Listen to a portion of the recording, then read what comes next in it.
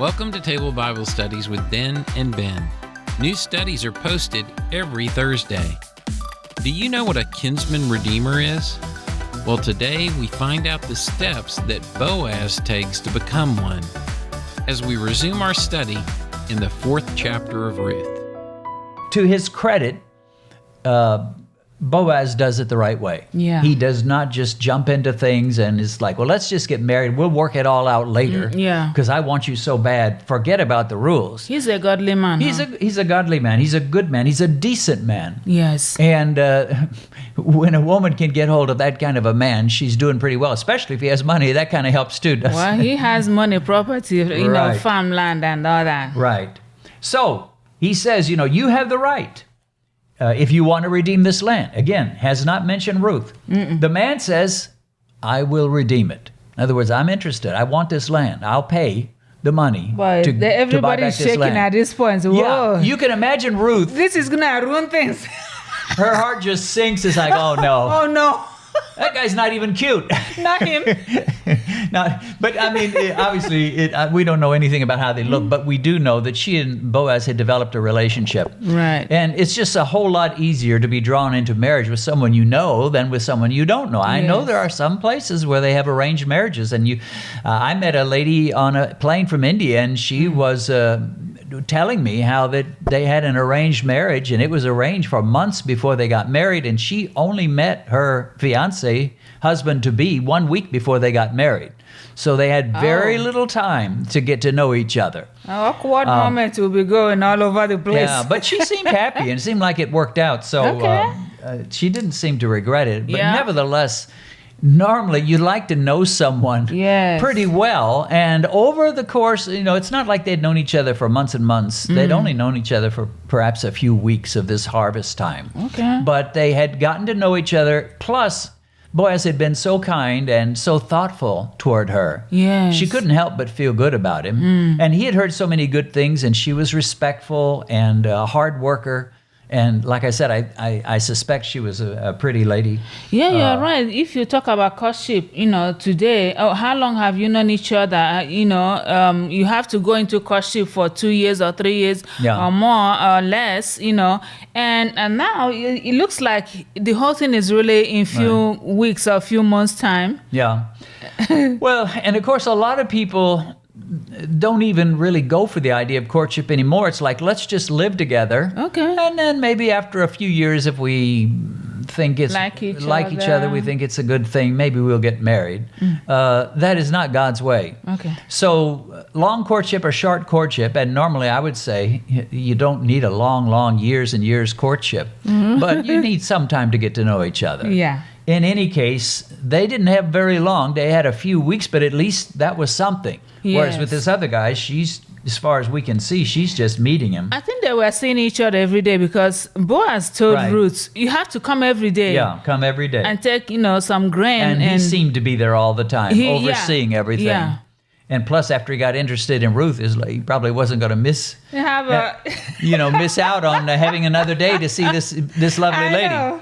Oh my God. Now, one thing we do have to notice is that this is in the midst of harvest when the farmers are desperate to get their crops in, and he's just forgetting about it and taking a day off, or at least half a day, to go ahead and do this court thing. So that shows you how eager he is to get this thing resolved. He could have said, well, let's wait till after the harvest, and then we'll work it out. But it's like, as far as we can see, the very next day, after she's gone there and at night and told him the whole story, the very next day, it looks like he's in court and trying to resolve this thing. So they say, you have the right first. The guy says, yeah, I want to redeem it.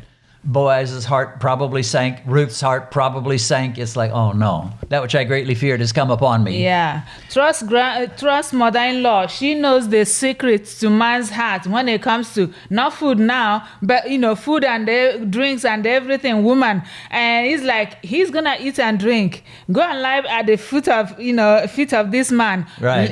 Kind of cover yourself a little bit and cover his leg and just stay there. So that night did it for Boaz. Well, it sure did.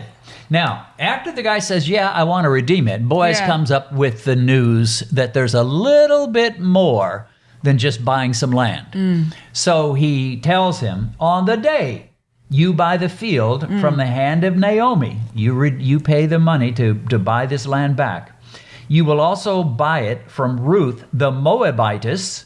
So he throws that in, maybe to tell him, you're going to have to marry a foreigner here. The wife of the dead, to perpetuate the name of the dead through his inheritance. So he's like, you're also going to get a wife out of this deal. Yeah. Now, we're not told, but it sure looks like from what he says, this man is already married and has children. Boy. Because what he says is, well, I can't redeem it for myself. In other words, that changes the deal. That is the deal breaker for me. He says, I would ruin my own inheritance. Yes. So it looks to me like he's thinking, all right, I've got a wife, I've got children, they're going to inherit everything that I give them when I die, everything I leave when I die. Yeah. And if I marry Ruth, it's going to make things messy, because then everything's going to get split between Ruth and my first wife and then my kids. And he says, I just can't do that. Yeah. He's thinking about how much he's going to leave to his family. Right. And now there's a new person introduced, and you can't, if you're married to two women, you got to leave something for both of them. Yes. And he's like, that's just going to mess things up. So he tells Boaz, you redeem my right of inheritance for yourself. I just can't do it. So I think at that point, Ruth's heart, it's like she's sitting there. She has nothing to do with any of this, except, she's involved, obviously, but she can't have a say-so in the matter. She can't say, well, here's what I want. She just has to sit there and let these elders and these two men work it out. She's a and foreigner decide anyway. her fate. Yeah. It's kind of tough, really. Yeah. All she can do is trust God. Probably, maybe praying under her breath to the God of Israel. Right. Lord, let it be Boaz. Lord, let it be Boaz. Of course, we're not told that, but she may well be doing that. Yeah, thinking it, yeah. But it's kind of a helpless thing for a woman, and women they just had almost no rights in those days. She just had to sit there and see how it's gonna go. But when he says, well, I just can't do it in that case, you go ahead. You redeem the land, you marry the lady. Even with Naomi, where she was standing or sitting, I wonder what was going through her mind, like, no, this thing is not going the way I want it. Yeah. It has to be Boaz, not this man. Now he wants to buy it. Right. So it's not happening. And Boaz had been so nice and generous and kind, and he was a very wealthy man and a likable guy. We talked about how he would even bless his workers, and he wasn't harsh with them. Yeah. So it was like they surely were rooting for Boaz to be the guy. Yes. And it says this was the custom in the times of Israel. You'd take off your sandal, that would confirm it. So there was no written document saying this belongs to Boaz. These were primitive times, and this was a primitive little village. Yeah. So the way they did it, you'd take off your sandal and give it to somebody else, and it's like, okay, the deal is done. You gave him your sandal. So that's what happens. There's the exchanging of a sandal. And Boaz says to the elders, verse 9, and to all the people, you're witnesses now. In other words, you guys have heard it. You've heard that I have bought all that belonged to Elimelech, all that was Chilion's and Mahlon's, from the hand of Naomi. So this is speaking of the sons, Chilion and Mahlon. So Ruth's husband, the man that Ruth eventually married, he apparently had some land that was in his name, the other son, which makes you feel like these were not little boys when they left. These were somewhat grown, maybe teenagers, maybe early 20s, that they all had some land that was part of all this. And Boaz says, I bought it all. And he says, moreover, Ruth the Moabitess, the wife of Mahlon, I have acquired as my wife to perpetuate the name of the dead. So he's not worried about dividing his inheritance if he does indeed have a wife. We don't know for sure. He might be a widower, might have no wife.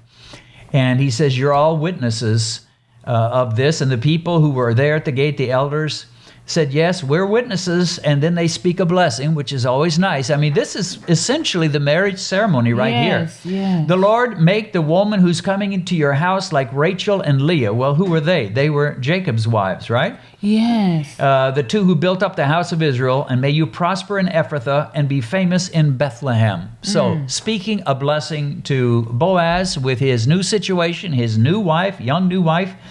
May your house be like the house of Perez, whom Tamar bore to Judah, because of the offspring which the Lord will give you from this young woman. Now there it declares clearly she's a young woman. Yes. So she's a widow, but she's not an old widow. She's not even middle-aged. She is a young woman marrying a guy that's quite a bit older than her. And they're saying, may you have some children from this woman.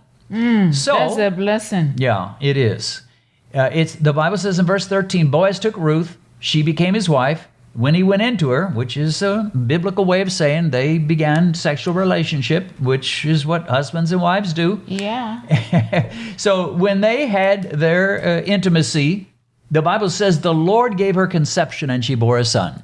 Oh. So that's the biblical way of saying it. Not just she got pregnant, but the Lord gave her conception. Right. And she had a son, which in Bible times, that's what you always wanted first. You always wanted a son that would be the heir, would take care of mama when she got old. Yeah. There are so many advantages to having a son. It's not like they disliked little girls, but they wanted a son or two first to make sure they were well taken care of, and then let the girls come. Yes. And sure enough, they got a son. The women said the women said to Naomi, so some of her neighbors, blessed be the Lord, who's not left you this day without a close relative. May his name be famous in Israel. Speaking of this little baby boy. And may he be to you a restorer of life, a nourisher of your old age. For your daughter-in-law who loves you is better to you than 7 sons has borne him. So they're recognizing how good Ruth is to her mother-in-law. Loyal and loving. And Naomi joins in the blessing and lives with this couple, her daughter-in-law and now her new son-in-law, Boaz. And she's well taken care of, and now she has a little grandbaby to take care of. Boy. And so the Bible says Naomi took the child, laid him on her bosom, became a nurse to him, basically a nanny. So grandma, it's kind of nice to have grandma to take care of your children, right? Yes, you can go out on dates with your husband, and grandma will take care of the baby. And loving the baby, just being the grandma that grandmas love to be. She will be like, you two should just get out of here. Go where you want to go. Do whatever you want to do. Leave the baby, for me. Benedict and I would like to invite you to study the Bible with us through our podcast. Join us in our home as we do our morning Bible studies. With a podcast, there's nothing to see. You just listen. And that means you can enjoy our Bible study while you drive in your car, go for a walk, or work out at the gym. Our podcast is called Discover the Word with Den and Ben, and you can find it in most platforms where you get your podcasts. And if you know nothing at all about podcasts and how they work, there's a link in the description that will help get you started.